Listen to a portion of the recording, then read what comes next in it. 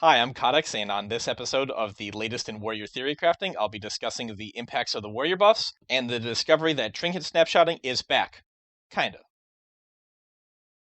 With the recent Warrior buffs and the discovery of the Signet plus Bladestorm canceling Fury playstyle that I talked about in the last episode, there was a significant increase in the number of Warriors playing Fury that week. One commenter suggested that many of the Warriors were simply giving Fury a try and would be switching back to arms in the coming weeks. This made me curious, so I kept an eye on the numbers to see if they were right. Prior to the 3% buff, over all parses for the week of January 27th, 76% of Warriors were playing arms and 24% were playing Fury. Most individual fights stuck pretty close to this ratio. Sun King saw a relative bump to the number of Warriors playing Fury, and the notable outlier was Stone Legion Generals, where it was nearly a 50-50 split, with 48% of Warriors playing arms and 52% playing Fury. Though it should be noted that there were only 46 kills with DPS Warriors during that time period.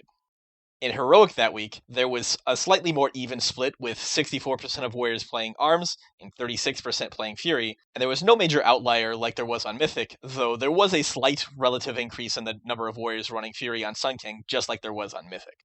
After the buff, for the week of February the 12th, which is the second week after the buff went live, over all parses in Mythic, the split was 54% of Warriors were arms and 46% were Fury. The bump seen on Sun King persisted, and now 56% of Warriors are running Fury on that fight. Additionally, the Stone Legion Generals ratio diverged even further, with now 65% of Warriors running Fury on that fight. On Heroic, the split was pretty similar, though there were actually more Warriors playing Fury than arms, with 52% playing Fury and 48% playing arms. The pattern seen pre-buff, where there was a bump to Warriors running Fury on Sun King and no bump on Generals, continued, with 56.5% of Warriors running Fury on Heroic Sun King. Now, if you would like to see the data that I used to determine these ratios, check the video description. So it appears that even after the initial Week 1 excitement of trying out a new playstyle and a fresh buff, a lot of Warriors are seemingly staying on the Fury train. I was actually pretty surprised to see how close to a 50-50 split the ratios were for both Mythic and Heroic, and I really hope that this sort of split will continue as the expansion progresses. I'll likely take a look at these ratios again in a month or two to see if there's any major fluctuations that happen. This discovery comes courtesy of my guildmate Rambro, also known as the guy who unwittingly motivated me to start making YouTube content again, also known as my personal manifestation of the "you made this? I made this" meme. Now, normally, when you activate an unused trinket and then unequip it, the effect provided by that trinket will go away. This prevents you from doing what is referred to as snapshotting. How this seems to be coded in game is that there is some process that monitors buffs and debuffs to look at their source. If that source is an item, it checks to see if that item is equipped, and if it sees that the item isn't equipped, then it removes the buff. However, the Macabre music sheet is a bit special.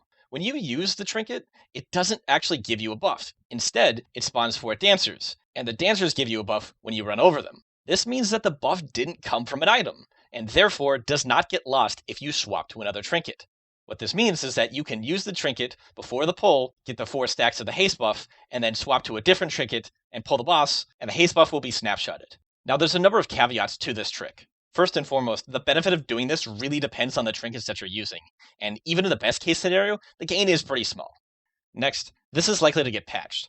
Despite the fact that the WoW codebase is seemingly made out of linguini, it seems to me that to fix this, all you need to do is add a flag to the dancer buff saying that it actually came from a trinket. Finally, this is only a DPS increase if you're using 2 passive trinkets, because if you use the Macabre music sheet, it's going to trigger the 20-second global trinket cooldown, preventing you from using your other unused trinket, which I don't really see a scenario where you would ever want to use the Macabre music sheet over a different unused trinket, but also wouldn't want to have the Macabre music sheet equipped.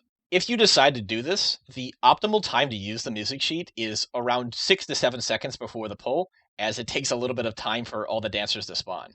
I suggest making a keybind that will equip the trinket that you wish to use in place of the music sheet. That way you wouldn't have to fumble with dragging it out of your bags and into the item slot. As always, tell me why my opinions are dumb. Also, if you've got any topics you think that I should be researching for the next episode, or if you've done some Warrior Theory crafting yourself and would like me to highlight your findings, let me know in the comments. Lastly, I just want to say thank you for watching this video, and subscribe for more.